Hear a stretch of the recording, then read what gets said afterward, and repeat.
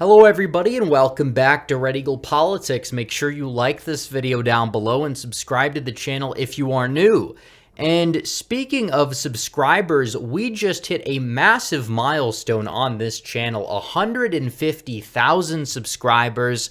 That is awesome. I'd like to just thank you guys for that. You guys have been great throughout this journey. We started off as a very small channel and we've grown into a very sizable community and an influential community on the right wing, and I'd like to thank you guys for that as well. Before we start this video, but in this video I'm going to take some time to do some race-by-race analysis for the House. We have not analyzed a whole lot of individual House races this year outside of the primaries, and we're less than a month away from the election, so I think it's important that we take some time, especially on a day where not a lot of high-profile polls have been released for the midterms, to analyze some of these House races. And in this video, I'm not covering every single toss-up. I did the House prediction video about a week ago. You guys can go watch that for further analysis. But anyways, I did want to take some time out this week to do a video on the 10 races that I see as the for sure flips, because you have to understand, Republicans only need about 5 seats to retake the House. Obviously, redistricting was a factor. It shook things up. Either way, seems like it was pretty much a net zero trade-off. It looked initially about a year ago that it could have been a net positive. Then when redistricting started, it looked like to be a net negative. But some court cases went the Republicans' favor, and it made it pretty much a net zero in terms of redistricting. So I wanted to cover the 10 seats that I feel like would be the most likely to flip this cycle so we could get a better picture at it. I wanted to take several metrics into account. Obviously, polling, where it's applicable, there hasn't really been a whole lot of polling. But also I wanted to look at candidate quality, partisan lean of the districts, and fundraising, which still matters. It matters more on midterm years and off years, obviously, than it does in presidential years, but still, it doesn't mean as much as it did 20 years ago. So we're going to discuss this, but first I have to tell you guys about our latest sponsor over at the Veteran Challenge coin, because veteran suicides have been going through the roof lately. It's been reported that at least 22 veterans commit suicide every single day, and recent studies show the actual rate may actually be much higher than that, which is a total tragedy. And we must support our veterans now more than ever, and you can do so by getting a Veteran Challenge coin. You can claim the coin for free by clicking the link in the description or pinned comment down below. Just covers shipping. It comes with a 60-day satisfaction guarantee for a limited time only while supplies last. So anyways, in terms of these top 10 most guaranteed flips in House races, we're not going to count it down 10 to 1. But we are going to go in alphabetical order by state here while we are doing this. So we're going to start off in the state of Arizona. Arizona's 6th district will be of focus here. Now, I didn't want to include districts that are ridiculously different in partisan lean than they previously were. Obviously, the 2nd district in Arizona would be a for sure flip. It would instantly be on this list if that was the case, but we're not going to be covering the 2nd district. We know that Eli Crane is in very good position and Tom O'Halloran is pretty much dead on arrival. I'd rather focus here on the 6th district, where you have Juan Ciscomani going up against Kirsten Engel for Ann Kirkpatrick's old seat. She is retiring, and you look at Ciscomani, he's a great candidate. This district is a Biden plus 0.3 district, but he's still fairly solid on a wide variety of the issues. He's also running up a massive fundraising edge. He's out there on the campaign trail. He appears poised for victory. And again, with the shift in the national environment alone, you would expect that to be enough to carry Ciscomani to the finish line. However, there's so much more to it than that. He's a decent candidate. He's going to be a great congressman. He's going to add to that already great Arizona delegation there. He should win fairly easily. Let's actually increase the amount of partisan lean types there. There we go. All right, we're going to put this one. We'll put it in likely red. It doesn't exactly matter. We know it's going to flip. This is not a prediction video. So that's pretty much it. And where is this district, you might ask? It includes parts of Tucson, parts of southeastern Arizona. He should have no problem winning it in this national environment. So now we're going to go to the state of Iowa. We're going to go all the way from A to I. It's a big jump there. We're going to go down to Iowa here. And Republicans are probably going to win all 4 of the districts in Iowa. But I wanted to mainly focus here in this video on the 3rd district because Republicans already hold the other districts. Of course, they're going to probably win them in this national environment. They have a massive fundraising advantage. Nobody knows who the Democrat candidates are even. And the Democrat candidates for the Senate race and the governorship are pretty downright awful on paper. And off paper, by the way. So the 3rd district, we're going to be focusing on this one here in this video because this is one of the only district that can be flipped here. You have Sydney Axne, and she is the incumbent, and she's very vulnerable. This is a Trump district. She's going up against Zach Nunn. Zach Nunn is somebody who has gotten the party behind him, won the primary fairly easily, and this is a Trump plus 0.4% district that has been trending and moving to the right. We know where the 3rd district is. This district does encompass part of Des Moines, but also southern Iowa. Looking at the 2020 map, you could see this right here, the shift from 2016 to 2020 in a lot of these counties. You see it massively to the right. Des Moines, did it move to the left? Technically a little bit, but not exactly by enough. You look at where the larger trend is in the 3rd district, and all 4 of these districts pretty much in the state of Iowa, it is to the right. I believe Zach Nunn should have no problem winning by close to 5 points or so when it's all said and done. Axne does have a minor advantage in fundraising, but it's not too much to overcome necessarily.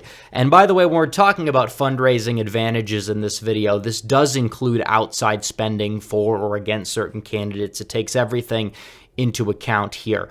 So now we're going to go to Michigan. We're going to go down to the 7th district of Michigan. They definitely changed the numbers on a lot of the districts here. The 7th district used to be in the southeastern part of the state. That used to be Tim Walberg's district, which is now in the 5th congressional district.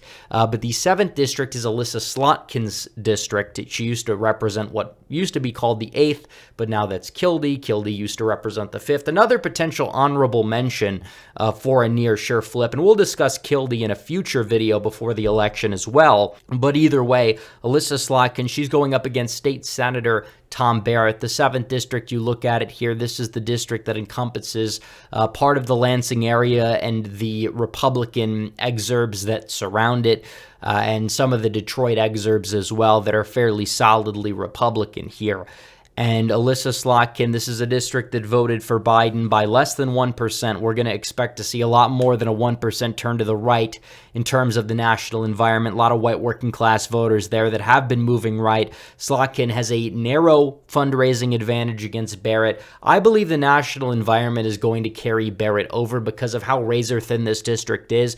You look at Slotkin's performance in 2018, it was not exactly ideal. You look at her performance in 2020, it was not exactly ideal. Was she able to get by? Yes, but it wasn't by much, and the districts have changed to the point where there's a lot of voters who, were not exactly in Slotkin's old district that happen to be in the new district. I'm thinking that this one is going to flip. I don't necessarily think it's going to be by a massive margin, but I do believe it's going to flip. You have all these fake moderates. They're these individuals who, claim to be country over party. They get into office. You have people like Alyssa Slotkin, Dan Kildee do an example. He wants 16-year-olds to be able to vote, among other things. And then they go in there and they vote in line with Biden 100% of the time. And they also propose policies to the left of anything that Biden could possibly ever get through, which really speaks volumes here, by the way. But we know how these people operate, and this is going to be a year of cleaning house.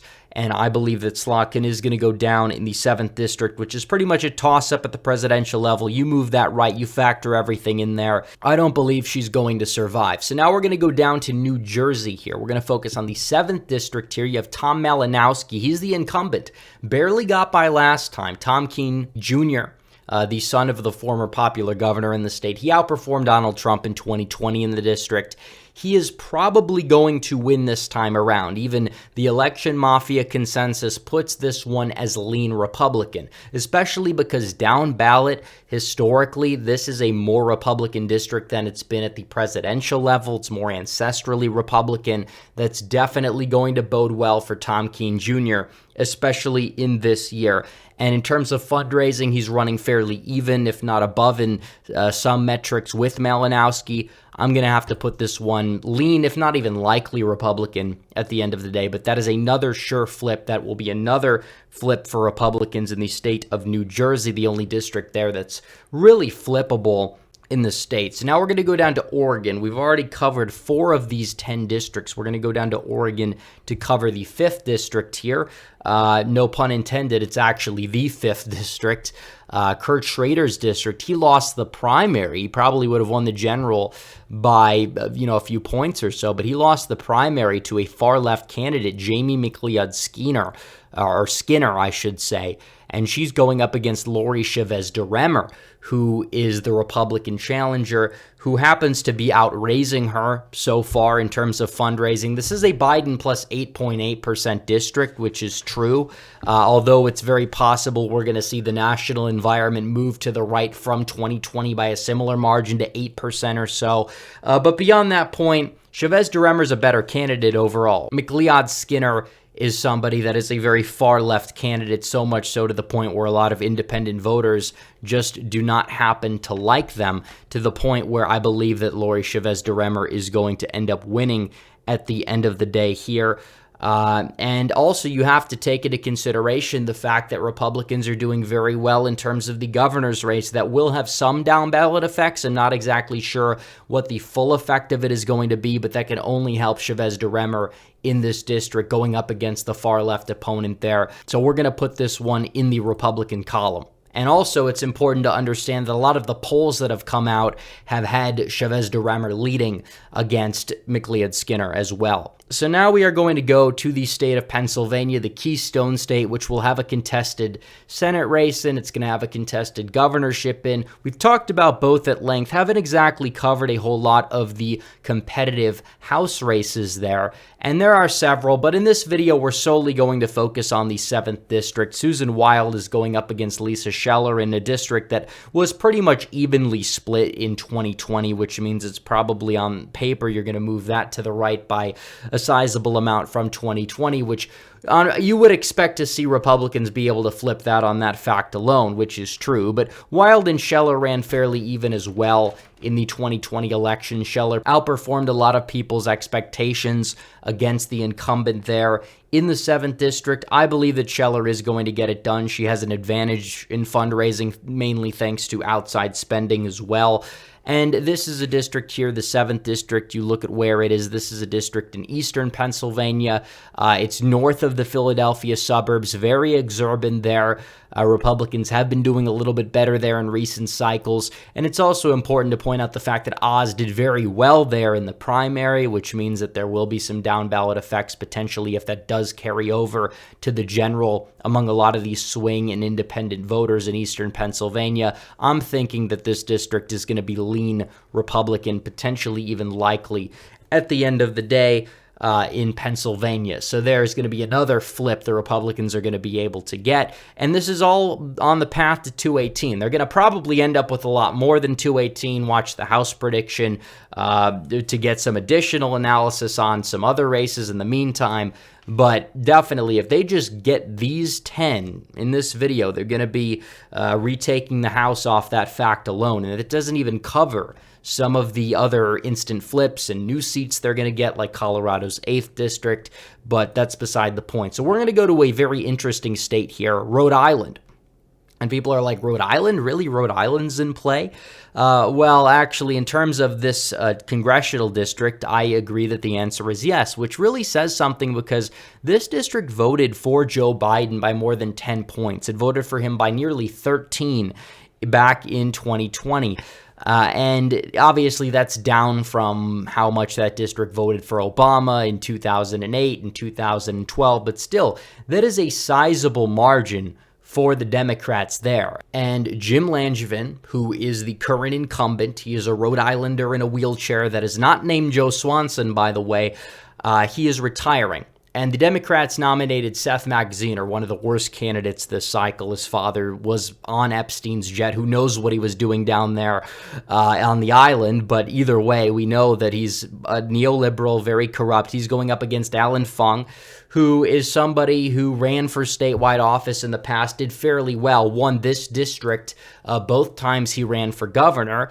back in 2014 and 2018. He's up in nearly every single poll. He's winning the fundraising advantage by several metrics as well. And I believe that Alan Fung is probably going to win at this rate. I think that this is a race that is lean Republican.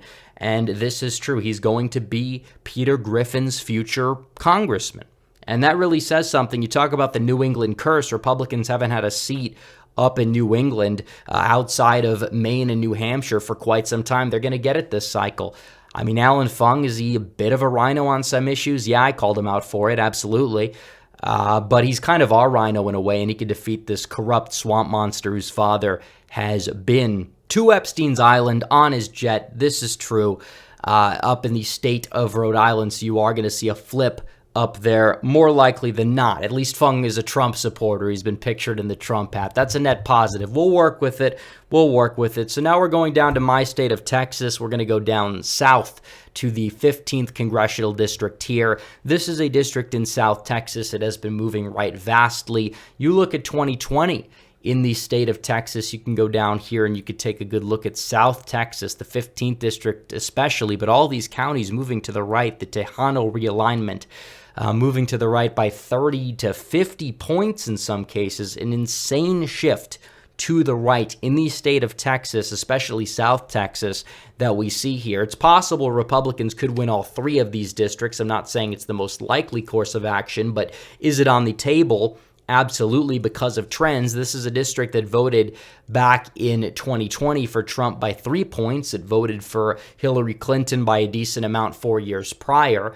And it's probably going to vote more and more Republican as the decade goes on. I don't know what the breaking point is among Tejano voters, but given the fact that trends have continued past 2020 and a lot of special elections, it's very possible that the 15th district moves to the right in future cycles. And this is a district where Monica De La Cruz is the Republican nominee. She has talked up a big game on immigration. Hopefully she is much better than Mayra Flores in the 34th, who has, voted for amnesty since she's been in there in some capacity, which we don't like.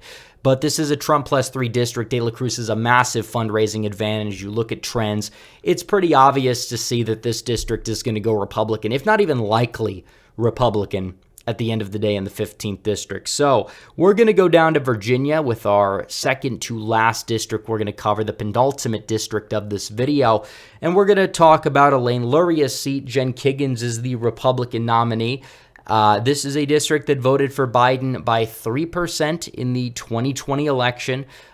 This is a district, you talk about the national environment shifting to the right by potentially 5 to 8 points or so, if not even more than that, depending on the wave magnitude.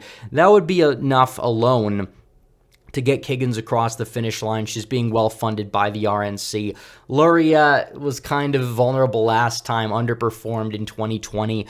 I believe that this district is going to flip back narrowly. This cycle will put it in our guaranteed flips column. So we're going to go down to the state of Wisconsin. And I don't know how much I have to talk about this one because it's pretty obvious it's going to flip at this point, but it's the 3rd district, and I'm covering it in this video because the district lines really didn't change much at all in Wisconsin. But either way, Derek Van Orden came very close in 2020, running up against Ron Kind, who was the representative of that district, going back all the way to 1997. And he's going up against a no-name candidate. Van Orden has a massive fundraising advantage. This is a district that voted for Trump by 5 points. It's getting more and more Republican as the election cycles go on. We could go all the way back up to the state of Wisconsin here, looking at the trends, even in 2020 in southwest Wisconsin. If we look at the 2012 to 2016 trends in the district, it would be far more drastic there. It would look like South Texas, but either way, this is a Trump district, and all of the metrics really point towards Van Orden winning. I think he's going to win by probably 5 to 10 points or so there in the state of Wisconsin, which will elect Republicans to statewide offices, will elect them to governor, will send Ron Johnson to another term in the Senate. Come this fall, the Rust Belt realignment will continue. So anyways, guys, these are the 10 seats that are almost guaranteed to flip Republican this cycle. I did a video like this before the 2020 election. Pretty much all of those rang true. In fact, I underestimated Republicans in my House prediction in 2020. I really hope I'm underestimating them in 2022. But either way, massive developments in terms of some of these House races, but Republicans are almost guaranteed to take back the House, and they only need to win about 5 or 6 out of these 10 seats to really do so. So anyways, guys, thanks for watching this video. Like this video down below, comment down below, subscribe to the channel, hit the bell for notifications so you never miss another video. Follow me on social media. The links are all in the description down below. As always, guys, thanks for watching. Red Eagle, out.